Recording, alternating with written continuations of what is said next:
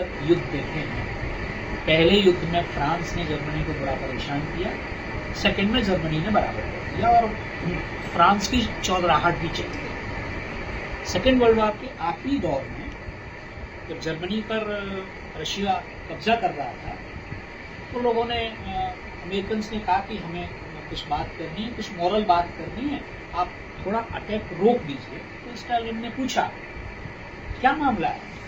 बोले पोप साहब कुछ बोले, तो ये पोप की भी फौज है क्या? हमको तो इस ब्रिगेड के बारे में कोई जानकारी नहीं है।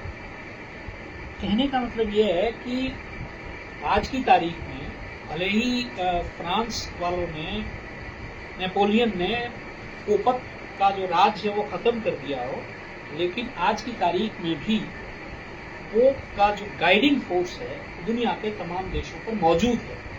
भले ही हम क्रिश्चियन नहीं हों। और हमारे बीच में फादर सुनील है, अभी स्विट्जरलैंड से आए हैं। उन्होंने पिछले वाले पोप पर एक बहुत अच्छी, सुनील रोजोरिया है, पोप पर बहुत अच्छी किताब लिखी है।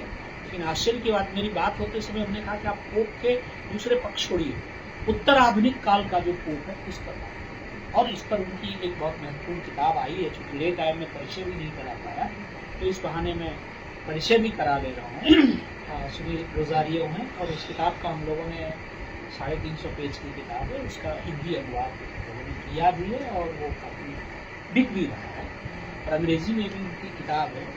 कहने का मतलब ये कि हम दुनिया के जिस दौर में बैठे हैं और हमारे मोबाइल की दया से हम एकदम नंगे, कहीं कोई विचार रातों रात चोरी हो। हमारी जो कविताएं हैं उसको कौन कहाँ कोट करेगा। और अभी एक फिल्म आई है, हम लोग 12 सालों साल से कहते हैं कि अतिथि देवो भव।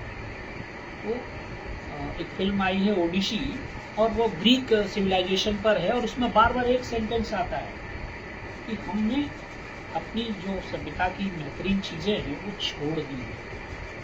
We are breaking Jesus love. Jesus मान ये जीसस नहीं, उसके पहले। तो हम दुनिया के किसी भी कोने में बैठे हों, हम दुनिया से अलग नहीं। और ये कविताओं का जो सिस्टम आया है, कविताएं हम जो पढ़ रहे हैं, वो कविताएं ठीक वही डिपिक्ट करती हैं जो हम सोच रहे हैं। दुनिया के किसी भी विकसित देश का आदमी बैठे बैठे वही सोच रहा है। और अतिथि देवो भव हमारी परंपरा का बड़ा हिस्सा है, वो ग्रीक्स ने तोड़ा और उसके बाद उनकी सभ्यता भोजन हिताय हिताय सर्जन सुखाय कि ये जो मामला है यही इस दुनिया पिछले 3 महीने यूरोप में ही था। हाँ, इतने सारे अंतर देखे भारतीय सभ्यता के और उनके, और इतने सारे साम्य देखे, तो मुझे लग रहा है इस पर तो बहुत अच्छा काम किया जा सकता है। अगर सुनील जी ने किया है तो उसका स्वागत हो। तो आगे बढ़ते हैं।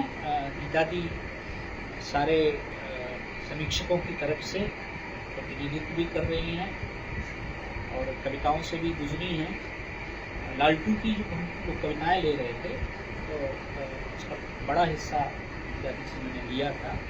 लालटू जी इसी शहर के हैं और उनका बड़ा हिस्सा बेलेघाटा में गुजरा है, खिदुरपुर में गुजरा है, भवानीपुर में गुजरा है। और अब कविताएं पढ़ते हुए आपको लगेगा कि नहीं यार, तो बहुत नज़दीकी कविताएं लिखी जा रही हैं और अपने इस समय के बहुत महत्वपूर्ण जो कवि है उसमें ला